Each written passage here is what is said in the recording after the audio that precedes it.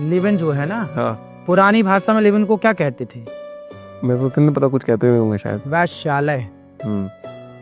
ये live in नहीं है, ये लड़का लड़की अपना छिपाने के लिए ना लिव इन कह रहे हैं। ये शुद्ध में लिखे हम वैश्यालय में रहते हैं। लिव इन मतलब एक वैश्यालय है जहाँ एक लड़की के संग आप रहते हैं, वो पसंद नहीं है तो आप दूसरे के संग रहने लग गए, वो पसंद नहीं है आप तीसरे के संग रहने लगे। ऐसी लड़की आज इस लड़के के संग कल। अब ये बताइए, अपना देह 17 जगह कौन परोसता था पहले? सती सावित्री परोसती थी कि वैश्याएं परोसती थी?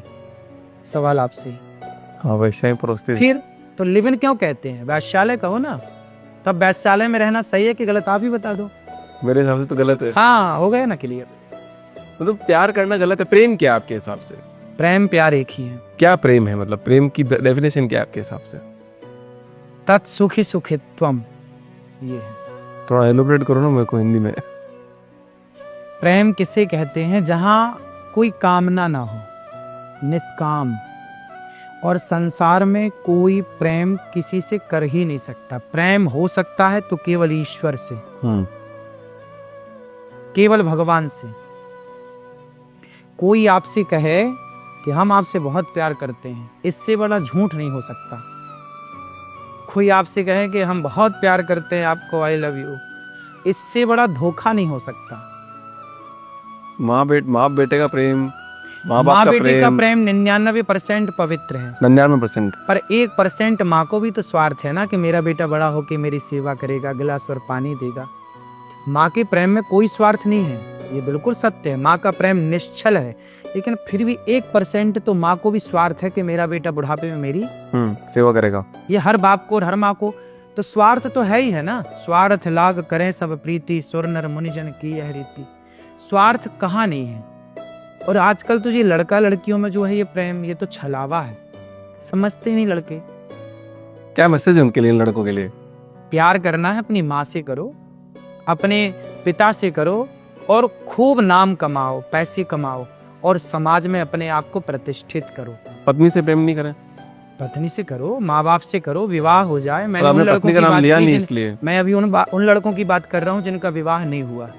विवाह नहीं हुआ तो अपने माँ बाप से प्रेम करो और अपने को प्रतिष्ठित करो। मीन्स पैसा कमाओ, इज्जत कमाओ, और जब विवाह हो जाए तो अपनी पत्नी के संग रहकर, अपने माँ बाप के संग रहकर अपनी संतति आगे बढ़ाओ, संतान आगे बढ़ाओ, और संतानों को भी बढ़िया संस्कार दो कि वो वैश्याएं ना बने, वैश्यालय में ना जाए, मतलब लिव इन में ना जाए। मतलब कंप्लीटली गलत हो गया है। तो आज आपने प्रूव कर दिया इस बात को। क्या?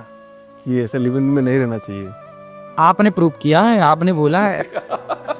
मेरी दृष्टि में गलत है।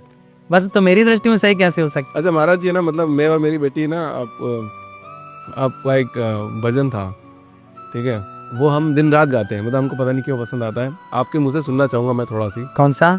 इतनी कृपा सांवरे बनाए रखना, मरते दम तक सेवा में लगाए रखना। इतनी कृपा सांवरे बनाए रखना, इतनी कृपा सांवरे बनाए रखना, मरते दम तक सेवा में लगाए रखना, इतनी कृपा सांवरे बनाए रखना। मतलब सांवरे सेठ, आप शायद चित्तौड़ के सांवरे सेठ जी गए? हाँ गए हैं, सांवरिया सेठ। अच्छा, वहाँ पे एक थोड़ा सा मिथ है भगवान को लेके। वहाँ ऐसा बोला जाता है कि चोरों के भगवान है, कि 50% पैसा देंगे हमारी चोरी सफल होगी, 50% पैसा आपका, 50% हमारा। नहीं, उनका नाम सांवरिया सेठ इसलिए नहीं पड़ा। उनका नाम सांवरिया सेठ इसलिए पड़ा है क्योंकि नरसिंह मेहता जी थे, उनकी बेटी थी, नानी बाई उनका नाम था। उनकी बेटी का जब विवाह होने लगा तो मायरा भरने के लिए भगवान गए थे, और भगवान ने वहां जाकर खूब धन धान्य अपनी बहन को दिया। तब से भगवान का नाम पड़ा सेठ। इतना दिया अपनी बहन को भगवान ने, नरसिंह जी की भक्ति के कारण, कि समेट नहीं पाए लोग इतना, इसलिए तब से उनका नाम पड़ा सेठ। सेठों के सेठ सांवरिया सेठ। अच्छा, मेरी भी बेटी है, ठीक है, एक बेटी मेरे, और आपकी भी एक बेटा बेटी है। तो मुझे बताइए, आपने एक रील में बोला था कि भैया 5 चीज़ होती है। मतलब लेडीज़ का जब पीरियड आता है तो 1 2 3 4 5, छठे दिन बेटा होगा, 7वें दिन बेटी होगी, 8वें दिन लड़का होगा, फिर लड़की होगी। तो इसमें कितनी सच्चाई है? साइंस मानता है इस चीज़ को? क्या है ये? साइंस के चक्कर में ना पड़ो। साइंस अपनी जगह अपना काम कर रहा है। साइंस साइंस को हवा बना दिया आप लोगों ने। 100 साल पहले आज के क्या यहाँ पर नासा था दुनिया में? नहीं था। 100 साल पहले नहीं था।